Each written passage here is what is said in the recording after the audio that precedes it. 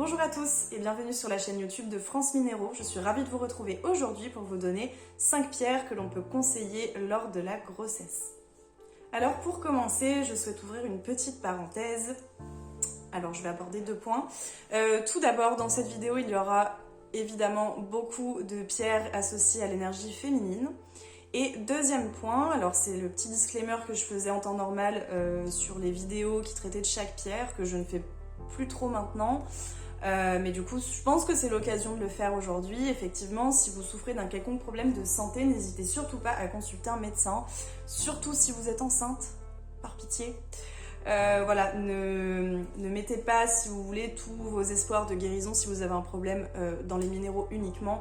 Les minéraux sont là pour vous aider, pour apporter une certaine béquille, tant sur le plan psychologique que physique ou encore émotionnel, voire spirituel. Mais en aucun cas, il ne faut négliger voilà, le fait de consulter un médecin si vous rencontrez des difficultés lors de votre grossesse ou de façon générale, hein, de toute façon, voilà, j'en profite vraiment pour le rappeler à toute l'audience. Voilà, parenthèse fermée. Alors pour commencer, eh bien évidemment, nous avons la cornaline. Alors la cornaline, on en a déjà parlé sur cette chaîne, c'est une pierre qui va équilibrer les énergies féminines, qui va également équilibrer les hormones, et c'est une pierre de féminité. Alors, c'est une pierre de féminité surtout au niveau énergétique, c'est-à-dire que chaque être humain, quel que soit son genre, quel que soit son sexe, eh bien, dispose d'un pôle féminin et masculin. Donc c'est l'équivalent du yin et du yang. N'hésitez pas à me reprendre d'ailleurs, ou même à préciser si vous avez d'autres, si vous avez des précisions à apporter, tout simplement. Voilà, donc je préférais préciser, en tout cas, quand je parle d'énergie féminine, on est vraiment voilà, sur le point de vue énergétique. Donc c'est la cornaline est une pierre qui peut parler aussi bien aux hommes qu'aux femmes.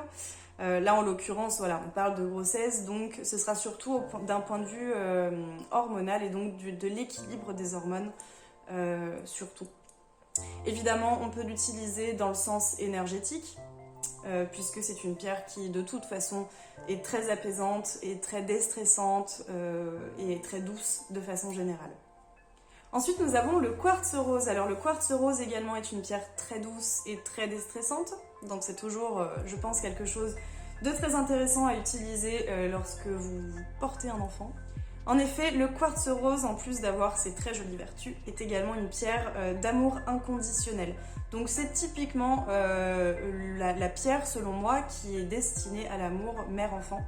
C'est un lien qui est, comment dire, alors pour la plupart des gens, j'imagine, en tout cas moi c'est comme ça que je le vois, c'est un amour qui est, voilà, qui est sacré et qui est inconditionnel, qui est unique également.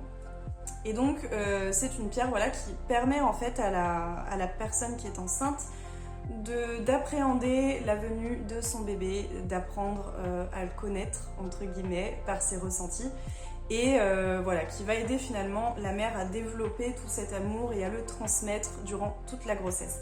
Elle va aider également la mère à voilà, préparer l'accueil de cet enfant. Et c'est une pierre en plus de cela qui aide à apaiser finalement les symptômes dus à la grossesse. Voilà, toutes les choses un petit peu gênantes, on va dire, un petit peu douloureuses aussi. Voilà, le quartz rose peut aider, donc vous pouvez l'utiliser aussi bien en pierre environnementale que de porter un pendentif par exemple tous les jours. C'est une pierre en plus avec laquelle vous pouvez dormir, qui vous apportera un sommeil réparateur et qui en aucun cas vous empêchera de dormir, voilà, tout simplement. Ensuite, nous avons la pierre de lune. Alors la pierre de lune qui, je trouve, s'associe à merveille avec le quartz rose, que ce soit dans le cadre d'une grossesse ou même tout simplement d'un point de vue général. Déjà visuellement, je trouve ça très joli et en plus de ça, je trouve que leurs vertus se complètent pas mal aussi. Alors la pierre de lune, en effet, c'est la pierre de la féminité et de la maternité. Donc évidemment, elle ne pouvait que apparaître dans cette vidéo.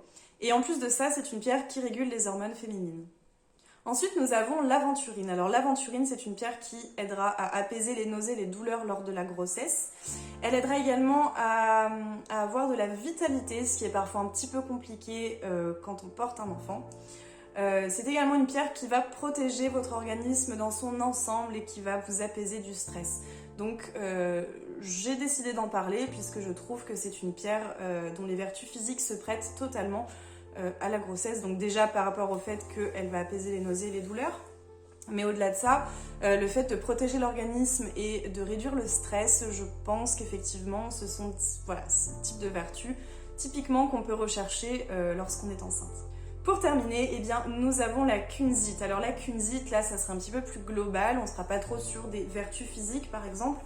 C'est une pierre finalement qui a tendance à symboliser l'amour familial et c'est la pierre de la famille en fait, tout simplement.